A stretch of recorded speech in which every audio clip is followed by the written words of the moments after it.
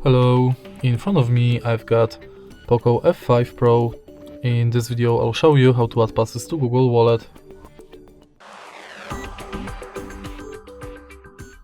In the beginning, let's go to Wallet. And now tap Add to Wallet button. Focus on Transit Pass, Loyalty and Gift Card. Firstly, let's select Transit Pass, and if you are able to find your transit way, select it.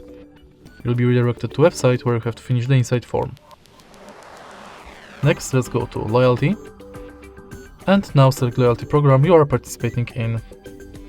You can scan your card or enter a member ID manually. Tap Add to Wallet and it's done. In the end, let's select Gift Card, which is pretty similar to Loyalty Card, because you have to select Shop, enter card number, PIN, balance, your notes and tap Add to Wallet.